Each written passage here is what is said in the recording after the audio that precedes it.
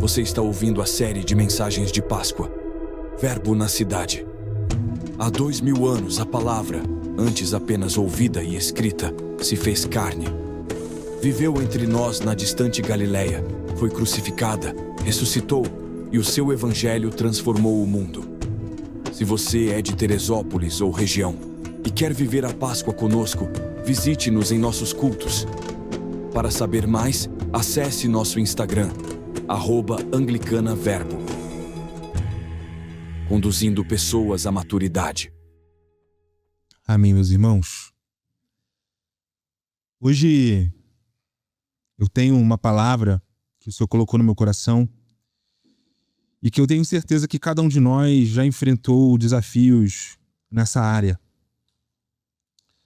Quantos de nós, muitas das vezes, já tivemos dificuldade em crer? Quantos de nós, muitas das vezes, encaramos as dores da nossa vida? Quê? Pode sentar, gente, desculpa. Perdão. Desculpa, gente. Pode sentar. Quantos de nós já sentimos as dores da vida e muitas das vezes se tornou impossível para nós crer no Evangelho?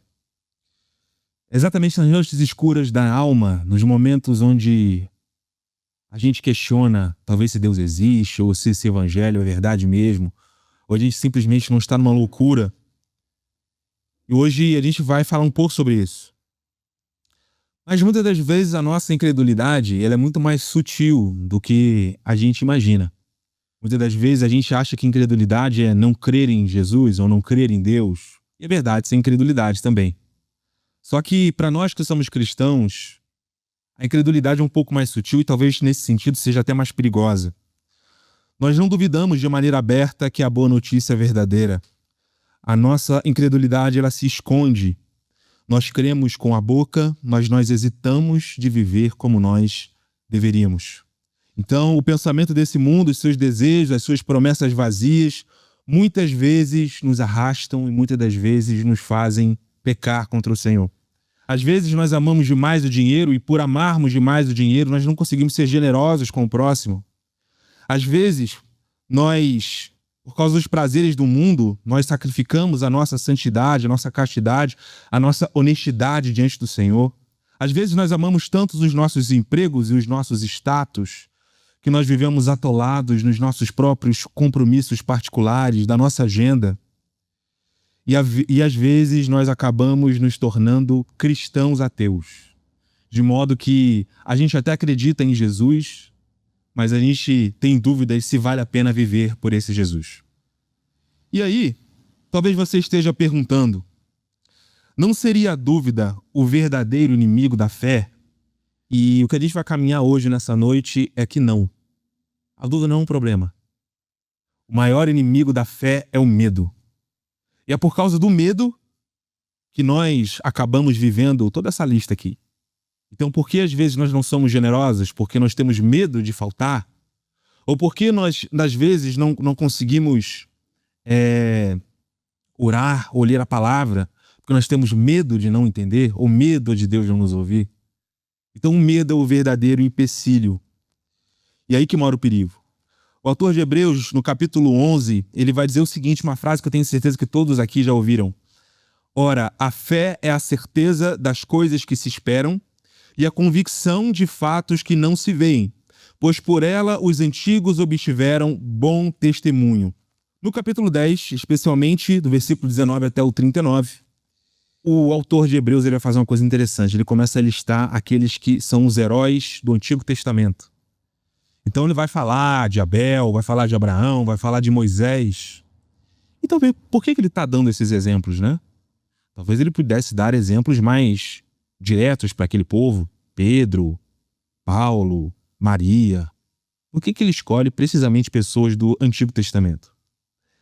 No capítulo 10 a gente entende mais ou menos por que ele está fazendo isso, porque o capítulo 10 é sobre perseverança na fé. Ele provavelmente está falando com pessoas que são perseguidas, que são odiadas, que têm ali a sua vida perturbada porque elas creem em Jesus. E então, no capítulo seguinte, ele vai dizer que a fé é a certeza daquilo que não se vê e começa então a listar pessoas que creram mas não viram. Que creram no tal do Messias, mas nunca o conheceram. Então ele começa a elaborar essa questão. Então, se o maior inimigo da fé não é a dúvida, todos nós temos aqui então algo bem importante para prestarmos atenção. E hoje a gente vai ler um texto que é muito famoso. Eu acho que todo mundo aqui já leu esse texto, já ouviu alguma pregação, já esteve na igreja nesse momento, que é o texto onde Tomé duvida. A gente está na nossa série Verbo na Cidade, da Páscoa, e a gente está tentando seguir de forma um pouco cronológica o que acontece. Então Jesus, se você fosse ler aqui e acompanhar no capítulo 20, ele aparece aos discípulos e depois, uma semana depois, ele aparece para Tomé. Então, se a Páscoa foi na semana passada, hoje, mais ou menos, é como se a gente estivesse revivendo aquele momento. Eu queria convidar cada um de vocês a abrirem suas Bíblias no capítulo 20 do Evangelho de João. João, capítulo 20, verso 24 em diante. Diz assim a palavra do Senhor. Versículo 24. Ora, Tomé, um dos 12, chamado Dídimo, não estava com eles quando viu Jesus. Disseram-lhe, então, os outros discípulos, vimos o Senhor. Mas ele respondeu, se eu não vir nas suas mãos o sinal dos cravos e ali não puser o dedo e não puser a mão no seu lado, de modo algum acreditarei. Verso 26. Passados 8 dias, estavam outra vez ali reunidos os seus discípulos e Tomé com eles. Estando as portas trancadas, veio Jesus, pôs-se no meio deles e disse-lhes, paz seja convosco. E logo disse a Tomé, põe aqui o dedo e vê as minhas mãos. Chega também a mão e ponha-na no meu lado. Não estejas incrédulo, mas crente. Respondeu-lhe Tomé, Senhor meu e Deus meu. Disse-lhe Jesus, porque me viste, creste? Bem-aventurados os que não viram e creram. Verso 30. Na verdade, fez Jesus diante dos discípulos muitos outros sinais que não estão escritos neste livro.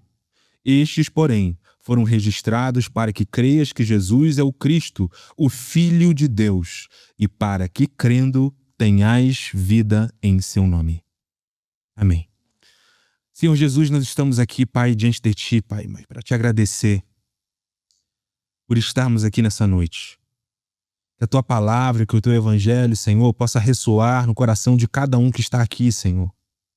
E que nós possamos, de fato, sairmos da descrença para a crença verdadeira, para o verdadeiro Evangelho, para onde as nossas esperanças finalmente encontram a realidade da ressurreição, do amor e da graça de Jesus. Que o Senhor possa encaminhar essa palavra, que o Senhor possa me usar, colocando em mim as palavras certas, e que nós possamos sair daqui diferentes. É isso que nós te pedimos em nome de Jesus. Amém. Eu vou fazer verso a verso aqui, porque eu acho que é importante a gente ter algumas questões aqui explicadas. Voltando para o verso 24, diz assim, ora, Tomé, um dos 12, chamado Dídimo, não estava com eles quando Jesus veio. E quantas vezes nós nos sentimos deixados para trás? Eu acho que esse é um dos sentimentos humanos mais comuns, porque cada um de nós aqui já viveu um momento onde as pessoas estão festejando, as pessoas estão se alegrando, mas na nossa vida pessoal parece que nada acontece. Tomé talvez se sentiu dessa maneira. Os discípulos viram Jesus ressuscitado, e aí contando Maria também, que naquela época, né, as mulheres não eram muito consideradas como hoje. E Tomé, então, ele talvez ficou pensando nisso. E aí tem uma coisa interessante, né? Talvez, não sei qual a tradução que vocês leram, mas a palavra dídimo é gêmeo. Só que tem uma coisa a mais. A palavra Tomé também é gêmeo. A palavra gêmeo é aramaico. Significa que a gente não sabe o nome desse discípulo de verdade. E claro, né? Um pouco da imaginação do texto, mas se vocês conhecem algum gêmeo, eu imagino que a crise de identidade seja uma coisa muito forte para eles, né? Eles são geralmente às vezes têm nomes parecidos, às vezes os pais geralmente vestem como se eles fossem clones, né? Porque são meio clones mesmo, né? E aí colocam roupinhas iguais e etc. Às vezes uns gêmeos, eles fazem as provas na escola um do outro, né? Então, talvez, para um gêmeo como Tomé, a questão da identidade fosse importante. E é muito interessante que Jesus o deixa para trás. Jesus não aparece para ele. Como será que ele estava pensando, né? Ou seja, Tomé, em certo sentido, é um discípulo sem nome próprio, cuja existência ecoa a de outro. O texto não nos permite inferir detalhes, mas a gente pode imaginar algumas coisas. Primeiro, como terá sido para Tomé estar ausente naquela primeira visita de Jesus? Jesus, por exemplo, aparece, como eu falei, para Maria Madalena, que era uma mulher, e naquela época o testemunho de uma mulher não era válido. É por isso, inclusive, que quando ela vai anunciar a ressurreição, os discípulos não acreditam. Depois, Pedro e João correm no túmulo e nada encontram além de panos vazios. Então, enquanto Tomé está do lado de fora, Jesus se manifesta aos 10. A reunião dos discípulos explode em glória e Tomé, infelizmente, perde a cena. E aí talvez ele pensou, será que Deus me esqueceu? Será que eu não sou digno de ver a Jesus? Será que eu fiquei de fora do que ele está fazendo? Será que porque eu abandonei ele está me punindo? Talvez essa seja uma das grandes pensamentos que a gente tem, né? Quando a gente se sente muitas das vezes deixado de lado por Deus, a gente geralmente tenta olhar dessa maneira. Será que Deus está me punindo de alguma maneira? Então é nesse momento que o medo toma conta dos nossos corações. Não o medo como se fosse simplesmente uma dúvida intelectual, algo que a gente pensa racionalmente. Os nossos momentos de fé e de crise de fé, às vezes não tem isso. Às vezes a gente simplesmente está com medo. Não é que a gente não acredita que Deus existe. Às vezes a gente tem medo que talvez ele exista e não se importe comigo. Talvez você já sentiu dessa maneira. E eu não sei vocês, mas eu já me senti muitas das vezes dessa maneira. Eu já vi Deus realizar milagres na vida de pessoas, enquanto na minha vida nada acontecia. Eu já vi coisas sobrenaturais e não sobrenaturais, bênçãos acontecendo, e eu simplesmente ficando para trás, como se Deus não se importasse comigo. E às vezes a incredulidade, ela não nasce da nossa falta de provas, como se a gente fosse simplesmente um cientista, né? Nossa, eu não acredito na ressurreição porque é impossível um morto ressuscitar. Talvez esse não era exatamente o pensamento de Tomé. Até porque você tinha exemplos ali no Antigo Testamento de pessoas que ressuscitaram. A questão ali era outra. Era o peso silencioso do abandono. Talvez acreditar para ele fosse difícil demais. E a gente tem no verso 25. Disseram-lhe então os outros discípulos, vimos o Senhor. Mas ele respondeu, se eu não vir o sinal dos cravos nas suas mãos, e não puser o meu dedo no lugar dos cravos, e não puser a minha mão no seu lado, de modo algum acreditarei. Enquanto nós estivermos então dominados pelo medo de crer, nós perderemos a boa notícia diante dos nossos olhos. O que Tomé pede aqui não é apenas uma prova irrefutável da ressurreição de Jesus. O que ele pede é algo mais profundo. Não me dê falsas esperanças. Não brinquem comigo, não inventa essa história. Já está doendo demais, eu não quero me decepcionar de novo. Então, provavelmente Tomé aqui era um homem marcado pelo trauma da crucificação. Um homem que acompanhou Jesus durante todo aquele tempo. E mesmo assim, ele se sentiu deixado de lado. E aquela dor que ele estava sentindo, talvez se sentindo mais racional do que os outros, ele olhava para os seus irmãos e pensava, eles inventaram isso aí porque eles não estão sabendo lidar com o sofrimento, com a dor. Então eles inventaram essa história.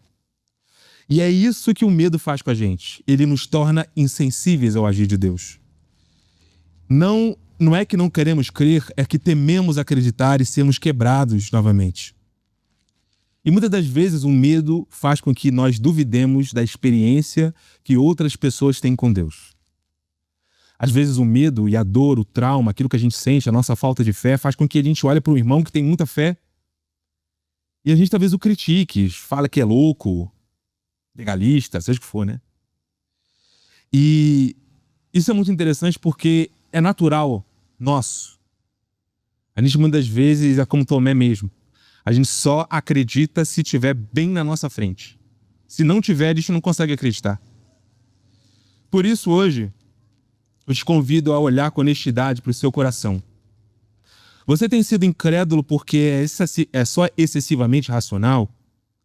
Ou será que lá no fundo você teme que, se tudo isso for mesmo verdade, a vida que você tem levado terá que mudar radicalmente? Essa é uma pergunta que a gente tem que fazer. Verso seguinte, verso 26. 8 dias depois, estavam outra vez os seus discípulos dentro e Tomé com eles.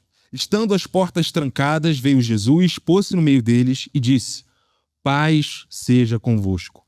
A expressão aqui, paz seja convosco, é provavelmente a expressão shalom. Você já deve ter visto em algum lugar aí, que significa paz perfeita, paz plena, paz divina. Isso era precisamente o que aqueles discípulos precisavam. Num cenário de guerra que, inclusive, fazia com que eles estivessem com as portas trancadas, o que eles precisavam era da paz de Jesus. E é precisamente isso que a incredulidade faz com a gente. Nós trancamos as portas para Jesus. Então, em muitos momentos da nossa vida, onde se torna muito difícil crer, nós vamos criando os empecilhos novos para não ser transformado. E aqui talvez eu não vou nem colocar simplesmente a culpa em Tomé, não. Os discípulos viram que Jesus ressuscitou. E eles continuaram com as portas trancadas. Então, isso é muito interessante, né? Eles não fizeram nada com essa notícia. Eles não foram espalhar, eles não foram pregar. Eles guardaram para eles. Então, por mais que a gente fale que Tomé é o incrédulo, aqueles discípulos eram também. Porque eles não estavam vivendo de verdade aquela notícia, né, da ressurreição de Jesus. Mas essa paz que primeiramente chegou para os discípulos, e Jesus provavelmente disse essa mesma frase quando apareceu para os discípulos primeiro, essa paz ela não veio imediatamente para Tomé. Essa paz ela chega 8 dias depois, no próximo Shabat, no próximo descanso. Ou seja, isso significa que Tomé passou provavelmente uma semana inteira em fuga, talvez em confronto. Talvez é legal a gente imaginar os discípulos tentando convencê-lo de que o que eles viram é verdade.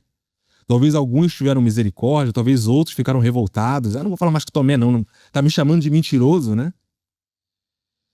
E o texto não diz o que aconteceu, mas a gente consegue imaginar dessa maneira. E Tomé revela aqui que a sua fé, que era ainda imatura, gerava nele um sentimento perverso de superioridade espiritual. Afinal de contas, ele devia achar que todos os amigos dele eram loucos. Então, no nosso orgulho ferido, quando nós temos o nosso orgulho ferido, muitas das vezes nós temos olhado para os nossos irmãos e pensado que eles são muito loucos. E de fato, né? É muito difícil a gente acreditar que Jesus ressuscitou se a gente tivesse naquela cena. E o evangelho, em certo sentido, é loucura. O apóstolo Paulo diz exatamente isso, né? É escândalo para os judeus e loucura para os gentios. Na mentalidade do mundo não faz muito sentido. Mas eu queria que vocês observassem uma coisa. Mesmo que Tomé fosse incrédulo, a igreja de Jesus não o abandonou. Porque por mais que eles estivessem com as portas trancadas, Tomé continuava com os seus irmãos. Ou seja, nessa noite, se você é Tomé, eu te exorto com amor. Permaneça aqui. Porque o seu encontro com Jesus vai chegar. Então talvez se você não tem fé hoje, ou se sua fé é pequena, permaneça. Que o seu encontro com Jesus vai chegar. Verso 27. Depois disso a Tomé: põe aqui o teu dedo nas minhas mãos. Chega também e põe no meu lado. Não sejas incrédulo, mas crente. E aí vem uma coisa muito interessante. A resposta de Jesus a Tomé, para mim, é uma das coisas mais interessantes desse texto. Porque seria muito natural nós imaginarmos um outro desfecho. Um Deus irado, revoltado. Afinal de contas, o que Tomé estava negando era um milagre real. Deus Pai, que ressuscitou o seu filho, tinha todo o direito de estar revoltado. Jesus tinha todo o direito de estar revoltado. Tomé estava negando que ele ressuscitou. E muitas das vezes, nós nos sentimos assim também. A gente acredita que a nossa falta de fé, de alguma maneira, vai invocar raios e trovões na nossa vida e Deus vai ficar muito revoltado com a gente. Mas mesmo assim, mesmo merecendo, porque Tomé pecou, e a gente não pode aqui passar muito pano para ele não, ele pecou. Jesus não vem com trovões. Ele não vem com acusação, não vem com afastamento, ele vem com um convite. Toque em mim. Toque em mim. O mesmo Jesus que nesse evangelho declarou ser a verdade, é o mesmo que agora estende as mãos feridas para o incrédulo. Porque a verdade não se ofende com o nosso medo. A verdade não se exalta para nos humilhar. A essência da verdade é brilhar no meio da nossa escuridão, não para nos ferir, mas para nos curar. Então a gente não deve ter vergonha de se achegar diante do Senhor e pedir perdão e pedir para que Ele nos dê fé. Porque Ele não verá com raiva. Ele vai falar assim: meu filho, toca em mim. Você não crê? Toca em mim. E sim, é verdade, é doloroso ter pouca fé. E muitas das vezes na vida cristã isso nos atrapalha demais. Mas hoje essa mesma voz ecoa para você: toca em mim. Se você duvida, toca em mim. E aí vem a questão: beleza, tocar aonde? Apesar de que Jesus subiu aos céus, Ele deixou duas coisas: o Consolador, que é o seu Espírito Santo, e a sua igreja, que é o seu corpo. Então, por mais que hoje a gente não consiga tocar de fato em Jesus, é como se Ele estivesse dizendo para nós: toca na minha noiva, porque a minha noiva sou eu também. E isso é muito interessante. A gente às vezes vive uma fé na igreja e a gente tem muito medo, né? De colocar diante do Senhor ou diante dos irmãos as nossas dúvidas por medo de julgamento. Eu digo, por mim, já senti isso muitas vezes. Só que a igreja deve ser um lugar diferente. Onde, quando nós chegamos com a nossa incredulidade, a noiva de Jesus, que também tem seu corpo ferido com as aflições desse mundo, diz: toque em mim. Veja como nós vivemos, veja como nós oramos, veja como nós lemos a palavra. Não porque somos perfeitos, não somos. Mas toque na minha fé. Verso 28. Respondeu-lhe Tomé: Senhor meu e Deus meu. Diante então do nosso toque não resta espaço para dúvidas. Quando Tomé encosta em Cristo, ele não mais faz perguntas, ele não precisa de mais provas, ele não mais exige sinais. A única resposta possível é rendição completa. É muito interessante que ele fala: Senhor meu e Deus meu. Porque é muito fácil. Nós queremos que o Senhor Jesus é o nosso Deus, que criou tudo, né? Aí, Evangelho de João, capítulo 1, versículo 1. A palavra se fez carne. No princípio era a palavra. E por meio da palavra, do verbo, todas as outras coisas foram formadas. Então sim, eles creem que Jesus é o nosso Deus. Agora, difícil mesmo é crer que Ele é o nosso Senhor. Porque a relação de criatura para Deus é até um pouco mais tranquila. Porque quem criou cada um de nós foi o Senhor e, de certa forma, nenhum de nós aqui pediu para nascer, né? Mas quando nós entendemos que Jesus também é o nosso Senhor, isso muda. Porque se Ele é o Senhor, nós somos os servos. E os servos deveriam obedecer e seguir o seu Senhor. E aí muda de figura. O que Tomé encontra quando ele diz que é Senhor meu, não é simplesmente eu creio na tua ressurreição. Mas é como se ele estivesse também dizendo: através da tua ressurreição, eu quero que o Senhor flua em mim e me transforme, me governe e faça com que eu caminhe e cumpra a tua missão. É muito interessante isso. Trazendo uma curiosidade. O apóstolo Tomé, a gente não sabe exatamente, com absoluta certeza, o final dele, como a gente tem ali o apóstolo Paulo, o apóstolo Pedro, né? Tiago, a gente tem alguns ali que a gente sabe como que eles morreram. Mas, tradicionalmente, se entende que Tomé foi pregar na Índia, em longe. E é muito interessante isso, né? Tomé, ele é um discípulo que nunca escreveu nada. Ele nunca escreveu uma carta ou um evangelho. Ele é simplesmente citado 2 vezes ali no Evangelho de João. Nos outros evangelhos ele é citado apenas na lista dos apóstolos. E ele vive uma vida de anonimato.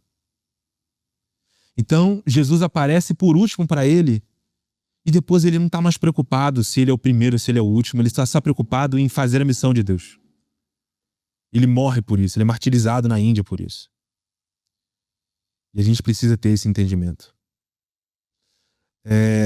Hoje talvez você tenha vindo até aqui como Tomé, com dúvidas, com medo, com vergonha. Mas Jesus também estende as suas mãos mais uma vez para você, para que você declare que Ele é o seu Senhor e Ele é o seu Deus. Verso 29. Disse-lhe Jesus: por que me viste, creste? Ele pergunta para Tomé. Bem-aventurados os que não viram e creram. Tomé creu quando viu, mas Jesus anuncia algo muito mais grandioso para nós. Que existe uma bênção ainda maior reservada para cada um de nós que cremos em Jesus, mesmo sem nunca termos visto a Jesus. Tomé precisou tocar, precisou ver, precisou colocar o dedo nas feridas, apesar de que a gente não sabe, o texto não diz se ele toca ou não, né? Mas mesmo assim ele foi acolhido. E hoje você também é chamado a algo ainda mais alto. Crer sem ver.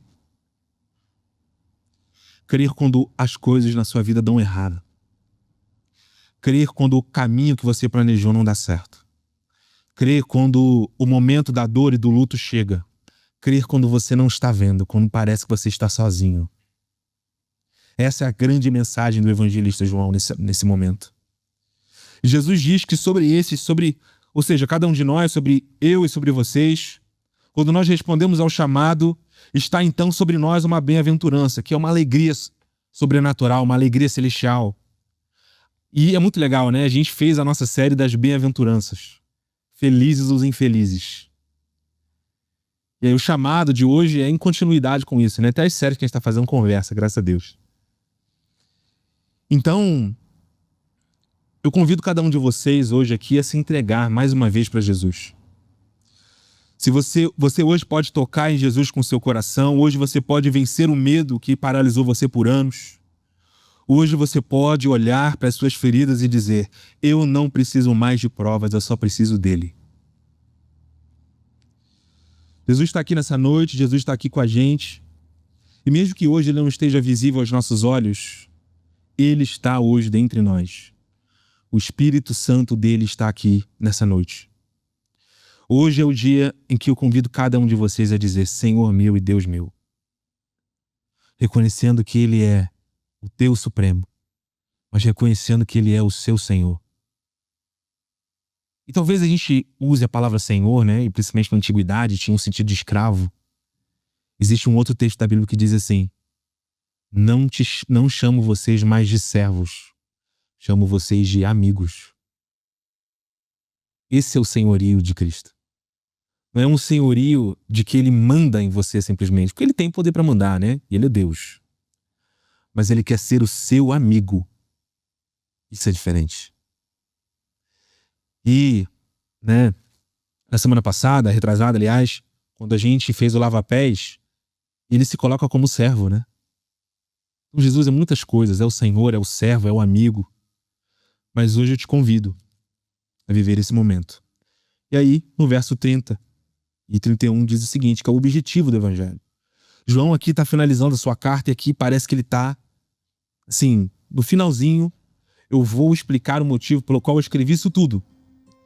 Na verdade, Jesus fez diante dos discípulos muitos outros sinais que não estão escritos nesse livro. Verso 31.